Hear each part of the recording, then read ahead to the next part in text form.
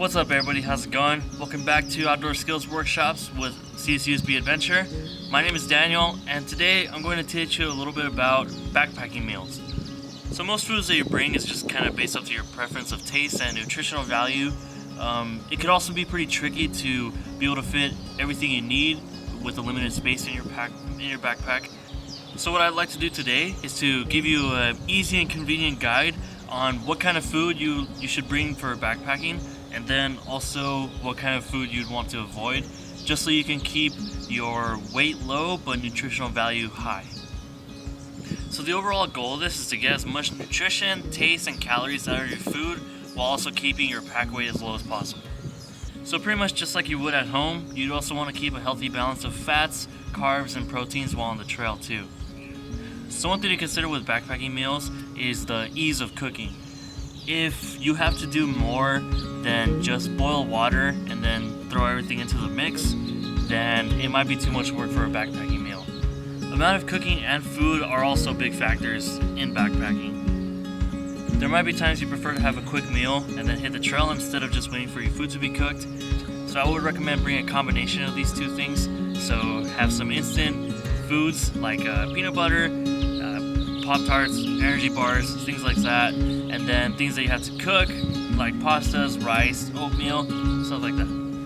The amount of food that you bring on a trip is very dependent on the length and intensity of your trip.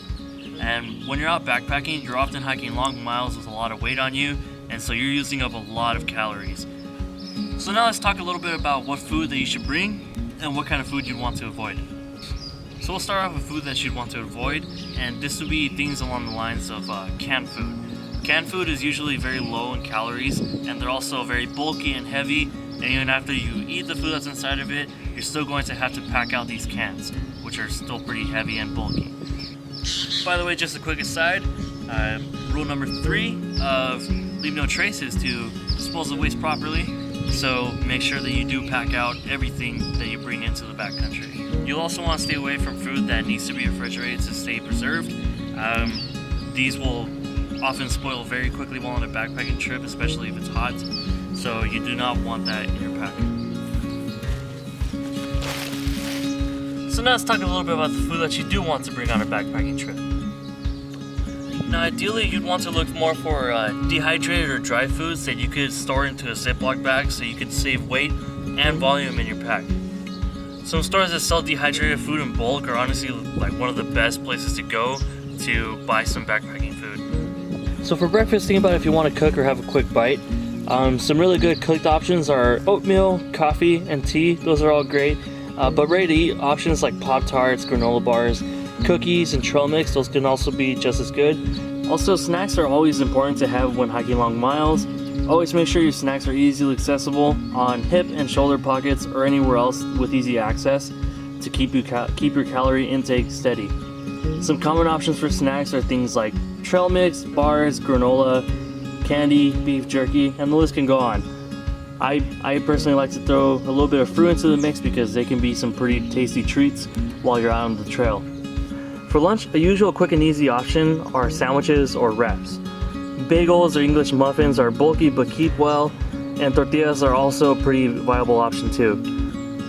Hard meats like salami and pepperoni, and hard cheeses like cheese blocks of cheddar and mozzarella, they tend to keep well too.